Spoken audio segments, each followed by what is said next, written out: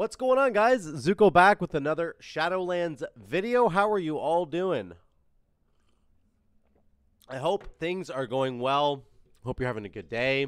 Listen, I want to talk to you today about a Grimrail depot that I did with the group here. We've been pushing into some higher keys the last week or so, and we've been getting them done. I'm up to 21, 24 rating now. We've got some 20s done or above, which is really, really good. And this is a 21 Grimrail depot that we did. A lot of you guys, I think, had struggles with this dungeon in particular because just the way that it's designed. Of course, it's so linear and it's so tight. The quarters are really, really tight. All the flamethrowers going on, all the different abilities that are hard to navigate in this dungeon because it's just the way it's designed. So I want to do a big key for you guys and just show you how it can kind of be done, what is maybe required of you in order to get this level of key kind of done for yourself. So we did in fact get the mount. We got above 2,000 rating. You get this cool purple mount. It's I mean, it's the same as the other ones. It's not really anything special, but there you go. There it is. So yeah, let's take a look at this Grimrail Depot plus 21. I'm just going to walk you through the whole thing, and we're going to look at different moments together to try and figure out exactly spread out as Kaz said. That's maybe what I need to, like, tips and tricks that I can give you guys. So right out of the gates here actually is an important moment for this group. So there's a guy here that's going to try and activate these stars. He's going to cast 10,000 volts here. It's this technician. So the technicians in the opening section are very dangerous, okay?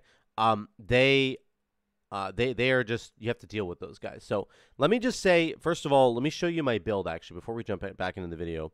I just want to do really quickly. I meant to show you my build and I just kind of forgot. I'm a little under the weather right now, guys, so just bear with my voice. And the build that I did run here, I think we ended up doing about 17K overall. I'm just behind the Warlock here. So that's mostly because of these Blackrock turrets. So I'm missing, I don't know, there's 20% of my damage there is coming from the Blackrock turrets. So it's actually less than 17. It might be around 15K with Sleepa here. So, but the bulk of my damage is going to be coming from Flame Shock, Lightning Bolt, and Frost Shock, of course. I'm running a Mastery build. I'm running a Witch Doctor Wolfbones Mastery build. That's kind of the core of what I'm doing with my builds right now. So it revolves around having Witch Doctor Wolfbones, like your Feral Spirits, out all the time. I'm running a Lashing Flames, Hot Hand, Hailstorm build. So we're not running Ice Strike. We're not running Forceful Winds anymore. This is kind of my most recent iteration on the Frost Shock build and how it pertains to Witch Doctor Wolfbones. So the reason that it's so good is because of this conduit here, Chill to the Core. These are the conduits that you'd want to run. Chill to the Core, Focus Lightning, and Tumbling Waves. For Frost Shock is a 66% chance to give you 2 stacks of Maelstrom Weapon. Every time you do gain the stacks of Maelstrom Weapon, you're reducing the cooldown on your Feral Spirits. And having your Feral Spirits out all the time is really awesome. And that's exactly the purpose of this build. So basically, you run into a pack and you're generating stacks of Maelstrom Weapon as quickly as possible, and you're spending them as quickly as possible on your Chain Lightning. And then when you do get a Hot Hand proc, you're tab targeting through enemies to get the Lashing Flames debuff on all the enemies. And that is why Flame Shock ends up doing so much damage, is because of how good you are at being able to tab target through enemies and get the Lashing Flames debuff on them. So that's the build. I am running also Plague Divisor Marilith just for the extra mastery, because we are stacking mastery in this build in the dungeon. So just be aware of that. That's the design. That's the purpose there. So again, kill the technicians here. He's going to try and activate this star. You can bounce him away with lots of different abilities like Ring of Peace or just stun him. But you can also just kick him. Once he starts activating those stars, you want to just kick him, and he won't be able to do it. There's the 10,000 volts. He was just casting it right there. Let me back up a bit. This technician right here in the middle, the most important thing right here, this guy here.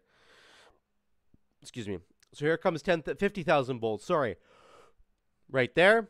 He tries casting it. You want to kick that. If he tries to activate these little bombs, he's doing it again right here. He's activating right now. You need to kick him when he does that. If you stun him or bounce him away or paralyze him or whatever, he'll just go back and start activating it again once he gets out of the CC that you put him in. So you do have to actually kick the ability, and then it won't happen anymore. So that's how you want to deal with that first section there. Okay? Moving forward. let's get to the boss fight, which gets very, very difficult on, you know, higher keys. It's just kind of outrageous, actually, how tough this is. This is tyrannical. Now, he gets to activate that star, unfortunately. So, nobody kicked him there. That was unfortunate. One thing that's important to note before the first boss is that you can pull the Dreadlord. That's around the corner. So, Chase is going to go off here and get the Dreadlord. So he runs off and grabs it before pulling the boss, and he pulls it back to us. So you get your 3 stacks of your buff, which is really, really good.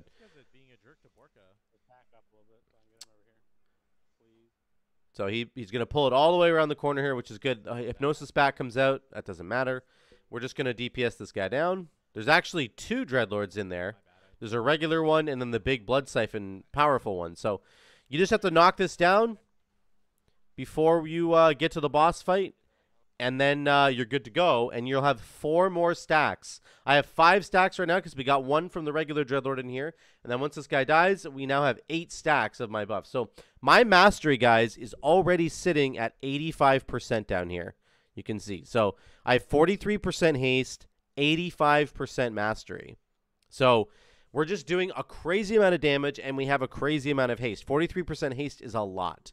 So here's the Borka boss fight. Borka and the Rail Master guy.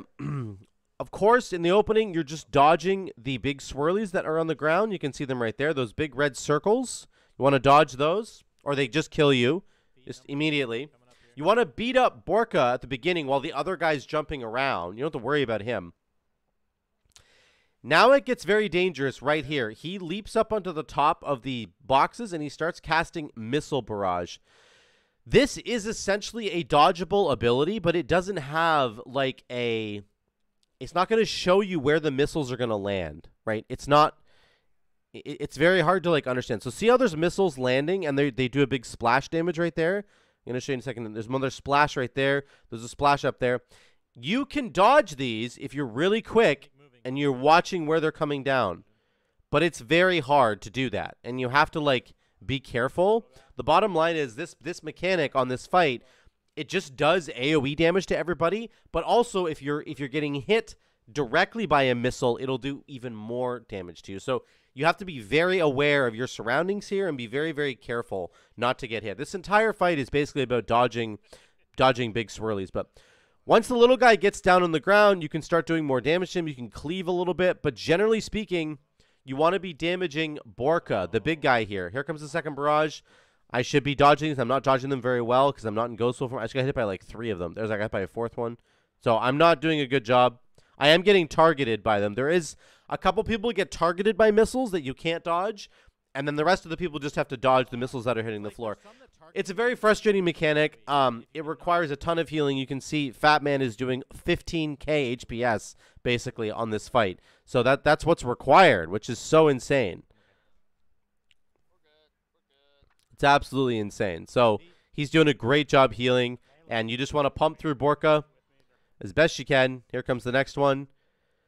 The little guy's down again. Rocketspark is down. You want to DPS him. But you do want the damage to be even. If one of them gets killed before the other, they get massively enraged, and your fight will basically be over. Like it's basically a wipe. So you have to do even DPS here. Try to keep up on both of them. That's kind of how the fight goes. It's a very frustrating fight on Tyrannical. That's all I'm going to say. Watch, Borka gets enraged at the end here because we kill the Railmaster. So watch this. They're both basically dead, but watch how big Borka gets. Look at how big he is. And then we end up killing him. That's how you want to do it, though. You want him to die right away. Otherwise, like, he will start smacking your tank for all your tank's life. So then we're going to run up here. You got to deal with these guys throwing their missiles down. And then we get to the train part, which is arguably one of the most difficult sections in this dungeon. Because, again, it is so claustrophobic, right? It really is. And one big thing about these enemies is the flamethrowers. You just don't want to stand in the flamethrower. So this guy's doing shrapnel blast. He's just blowing flame in one direction. I just always come back here and try to stand in the corner because it gets really frustrating. Okay? My best advice to give you guys is to use your crowd control effectively here. Make sure you're using your stuns and your interrupts and your AoE silences and whatever you've got, use it because that's going to stop these guys from doing these big flamethrowers, and that's the most frustrating thing to deal with here. On this pack, which is the next cart forward, one of these guys is going to put a big flame patch on the ground, okay? It can be difficult to see. I believe it's called Flame Tongue right here. So here it comes. There's a big, see the little flame patch? A little bit of fire on the ground here. It's kind of hard to see. Kind of hard to understand that it's there. But you can see Lynx and Sleepa and I are all standing in it right now. And I back up here and Lynx is having a really hard time seeing it. Sleeps in the sleep circle. True to his name. This part of the dungeon sucks because you have a Dreadlord putting sleep circles down. You have that one guy casting Flame Tongue, putting it on the ground, and then you still have guys doing the grenades, which is another AoE sort of splash damage ability. It's just so messy, guys. It's just really, really rough. So do your best. Don't freak out, but take your time here and be patient and make sure that you get this done correctly. There's also explosives going off. I mean, it's just nasty. You just have to be doing a lot of damage. Like you can see, we're pumping like 70k HPS between the three of us here, and that's really how you have to get it done. 80k HPS or DPS, sorry. Here's the next cart. Of course, Lynx is going to pull it back into here and LOS it, which I think is pretty smart because there's another pack. Well, there's the flamethrower. That's a rough moment there, but there's another pack past this pack here. And if you go and fight this pack in the next rail car, you might aggro the next pack, which would be very, very dangerous. You can't do that. So, again, you just have to watch the flamethrowers. That was just frustrating. I was standing just on the edge of the flamethrower, so pretty annoying there. But it's just the way it goes. You just have to deal with it. And do your best, guys. That's just the way. Just do your best. Use all your CC. This is really where your team... It becomes really important that your team uses their CC correctly because these little packs of 4 guys, my God, man, they're gonna do crazy amounts of damage to you if you're standing in it. Here's that next pack I was talking about with the patrolling guy. This is the pack you get. You have this entire cart now to pull this pack. So this is very dangerous though. There's like 8 guys in here. I can't see a damn thing. I'm trying to deal with some of the explosives. But there's flame patches going on the ground with Flame Tongue. There's barrages coming down, which is what the boss does. The next boss, he goes like boom, boom, boom. He slaps like a big area of effect in front of him. There's black rock mortars going out. I mean, it's just a nightmare, guys. I'm asleep. So, again, just be patient with this one. You might have to run this done. Look at how big this guy. This guy's now enraged. Look at how big he is. Look at him. He's so big, dude. He got enraged. He's got 1, 2, 3, 4, 5, 6, 7 enrages on him. So there's another thing you have to watch out for. Another reason why you don't want to pull packs together. You can't chain pull packs together or else you'll just die because you'll end up bolstering them all. But his bolsters end up falling off and we end up killing him. Good job on Lynx there. He did a great job tanking. It's just really, really funny. Here's the boss. I almost went and pulled him like an absolute idiot. Here comes boss number 2. This is Nitrogg Thundertower. On this opening section here, you just have to watch out for his black rock mortar. Okay, here it comes right here. He's going to turn and target one of us, one of the team members, and he's going to go slam, slam, slam in front of him. Okay, you see it here? He goes boom, boom, boom. You see that little red circle? That's the slam that he does. You just have to dodge it. It's actually quite simple, but on Tyrannical, he lasts for so frigging long because he just has way more health. So this keeps happening. Keeps happening. Finally, we get him to and we transition. For those of you guys that don't really understand how to do this section of the fight, let me make it really clear here. If you get targeted, like if you have the eyeballs over your head and you're getting targeted by the boss, you must LOS behind this pillar, okay? The rest of us are free to fight in the open here. You have to watch out for the flamethrower guys, but you're free to fight out in the open. As you kill these guys, you're going to be getting pushed by the wind, which is annoying. But as you kill these guys, of course, they're going to drop some armaments on the ground that you can use. And let me show you exactly what they do. I've explained this in another video, but I want to make sure it's crystal clear. You're going to click on this guy here. I think I click on him here. Oh, somebody else does. There's one right there I think I click on. Here we go. I clicked on it. Now you get in the turret. Get in the turret once you click. So somebody's got it right now. I just killed Sleepa there. That was actually my fault. I killed Sleep because I was targeted by the boss and I didn't get behind the turret in time. Or behind the pillar in time. So now I'm in here. Now, you're going to get 2 options. I've got them on the bottom of my screen. You either get this one right here. This first one, my option that says Q, that is just an AoE shrapnel blast in front of you. You can use it on the ads to do damage, and you can use it on the boss to do damage. The other one, which is my E button, which I don't have access to because it's a There's 2 different types of armaments that you can pick up. That is the homing missile that goes and hits the boss. So right now, I'm just nuking down the ads for like 93k damage per shot. Okay, this really helps to clean up the ads. It's really, really good to have this. Okay, the ads just died instantly right there. Now we can go pick up their armaments in a second. Okay, so I'm back in the turret. I got one of their armaments. This time I have a homing missile and I'm firing it at the boss. Okay, and there it goes. Now, I've also got shrapnel, so I say to Lynx, bring me the ads, and I can just kill them very, very easily. This fight completely hinges on your ability to use these turrets correctly. You will just fail over and over and over again if you're not using these turrets correctly. So just make sure you understand how to use them. Once you do enough homing missiles on the boss, he will come down like he is right here. So now he's down on the ground, which is great, and you want to pull him right next to this turret. And then somebody can get in the turret and use shrapnel blast. I'm using it right now. Here it comes. I'm just nuking the boss right now. 93k. 93k. Look at that. 93k each time I hit him with it. So my damage is going to be pretty crazy. Fatman and I have been doing tons of damage with the turrets, which is pretty funny. So you can basically use the cannons here, the turrets, to do the bulk of your damage. And you need to, or else this boss is like unkillable on Tyrannical, guys. It's such a nightmare. So just remember that's what you need to do, okay? Very important. I want to stress that enough. Here's the last section. Don't get burned by this fire. Hey, what's going on? You have to wait for the fire to start, and you have to see what side it's going to come down before you can go, okay? Now, you're going to kill these Farseers. One more ability I want to highlight here is called Storm Shield. My teacher. Yeah, I don't even know why. Storm Shield right there. You can either kick this while they're casting it, or you can purge them after they get it. I would just say kick it. It's the best thing to do. Just kick it. But you can purge it afterwards if you need to, okay? You're going to clean up the trash here, and they fixed this boss fight, guys. The boss fight is different now. So I end up dying to some lightning there. The boss fight has completely changed. Not completely, but they've telegraphed the lightning abilities on the ground now for the boss fight, which is really, really good, okay? So I'm going to show you that right here.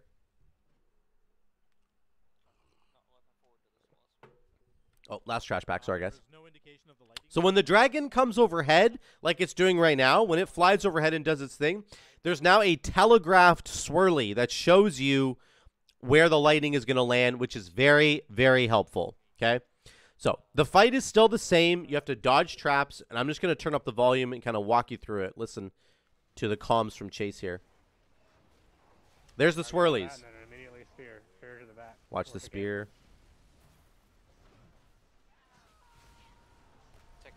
Alright, get ready to move for trap. Moving. Yeah, that's helpful. That's the freezing snare. Alright, watch lightning. And then Those big glowing traps, guys, you can't step on those or else you're in big trouble. There's the swirlies. Once again, we can move out. You still take an initial hit of damage, but you can dodge the swirlies now.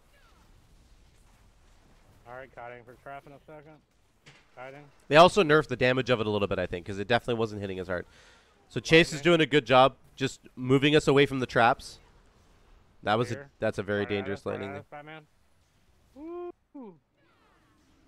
Like to live my edge. Watch the traps here. This is really dangerous now. Oh. Now we're kind of stuck between a rock and a hard place, right? We got the traps on this side and lightning over here. So the lightning is coming. Alright, get ready to dodge. Get ready to dodge. There, now we got to go. Spear at the front. That was me popping my defensive there, guys. I still took a third of my health. Alright, get ready to kite. It's crazy. Towards the front. I would highly recommend having something like Fleshcraft on this fight. Like, if you can go Necrolord, having Fleshcraft for this fight on High Tyrannical is very, very good. Alright, get ready to dodge swirlies. That one did a lot of damage to me. Traps. Okay. Now, I'm just being good. I'm just standing out of the way. You got to be patient on this fight, guys. You got to be patient here. I think you got lucky, but... Oh. Ooh, almost died. Alright, dodge. Swirlies. That one did a lot of upfront damage. I don't know why that one hit so much Does it harder. just keep doing more damage, like that initial hit? I used my Fleshcraft there as well, which was actually not correct. I should have waited. I should have Fleshcrafted on the next lightning splashdown, but anyway. It's all good. Okay, this is really messy now. Look where the traps are and look where we are. If all this back half of the truck fills up with lightning, we're in trouble. Alright, Which spear. it does, so we got to move. Again, we're right in the middle of it now. This is Anyone have any immunities for so the traps or dangerous. no? They disappear. Alright, kiting.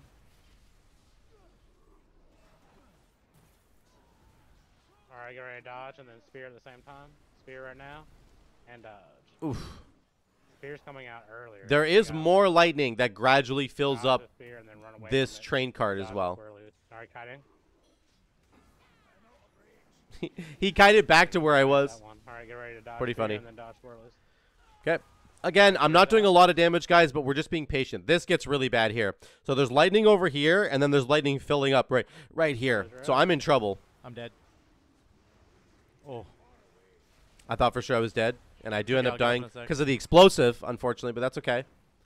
Again, Fat Man's doing a great job. Usually the tank and the healer obviously need to do explosives, but Fat Man's like doing a great job. He's healing out of his mind right now, and Lynx is doing the best he can. There's So nowhere to run. I'm not blaming anybody. That's just the way. Sometimes it's just the way it goes. It's just a not ideal situation. Swirlies. So I'm running away. I'm just trying to stay alive. I'm just doing my range DPS rotation, which actually works quite well with this build, by the way, the Frost Shock build. I'm just hitting her at range. Yep. Kaz does mention here that you can run through the lightning. I'll talk about that in a minute. Spear and swirlies in a second. Spear. Swirlies. Oh god, oh god. I should have healed right here. Holy fuck. I should have healed. Trying to dodge shit. Alright, dodge crap. So we're good. They do end up getting the kill here, which Yeah, is you good. got it. But you can Alright, see dodge how spear difficult in a this is. second, and swirlies. You can see how it ramps up, right? It just continuously ramps up in difficulty and damage, and you just end up taking a lot of damage. So And this the is a ability very on my tough fight. tokens, Not really much. There we go, though. We got Keystone Hero, Grimrail Depot, and I got the portal for it, guys, which is really, really cool. But let me switch back to gameplay real quick. Let's look at our over-under, and let me talk about it for a minute.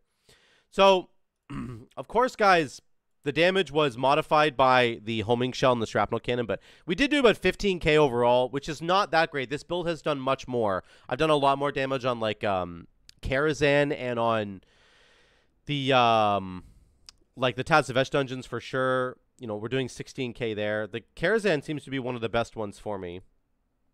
Iron Docks, we did 16k. So we are able to do more.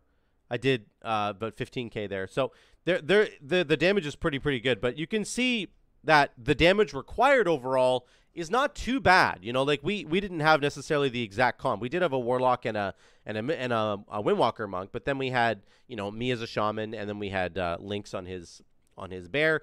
Everybody, you know, you can take whatever meta you want into these dungeons, guys. I promise you, it'll work. You just have to do the mechanics correctly. If you do the mechanics correctly, if you're patient about how doing the dungeon correctly, you will be successful. That is just a big thing I want to stress, especially with something like Grimrail Depot. I think you feel pressured to push through those rail cars in the middle section of the dungeon, like, as fast as possible, and that is not the play. Like, you're just going to wipe yourself over and over again.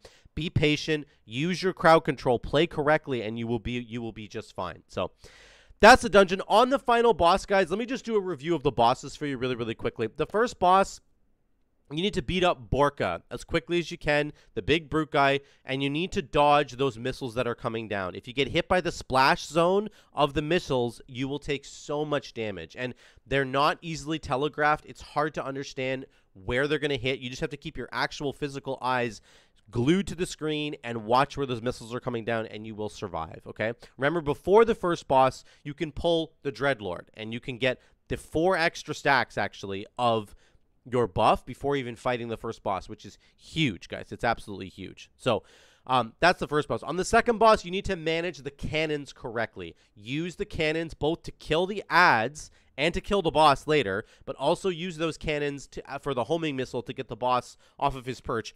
It's all about the cannons. It's actually a very simple fight when you boil it down. You just have to use those cannons correctly. And on the third boss, guys, it is about dodging the lightning. Now, you can see it more clearly now with the swirlies, but you have to dodge traps, you have to dodge the spear from the boss, and you have to dodge the lightning. And just be patient. I know it sounds ridiculous that I keep saying it over and over again, but you really just have to watch where you're standing. Don't be standing in bad. If you stay alive, it will save you more time than if you die. So if you stay alive and you're doing like less damage than would be ideal, you're still doing more damage overall than if you're dead. So just be patient, watch out for the lightning, and keep everything cool, and you will be able to time this dungeon, even on a plus 21, plus 22, something like that, okay? So that's my advice for Grimrail Depot, guys. Let me know what you think in the comments down below. It is a really fun dungeon, actually. I really enjoy it. I'm actually genuinely glad that the community picked this dungeon. I think it's pretty fun. So drop a like if you like this video and subscribe if you haven't already. One quick announcement I want to make is that on August 29th, guys, that is a week from today, 1 week from today, I'm doing my 24-hour stream on Twitch. If you haven't gone to my Twitch yet, get over there and hit the follow button. I'd really appreciate it so you can be notified when I'm going live, and you'll see me on August 29th doing a 24-hour stream. We're going to be doing lots of different games, including lots of World of Warcraft as well, so come and tune in for that, please. Thank you so much again. I love you guys so much. I'll see you in the next one.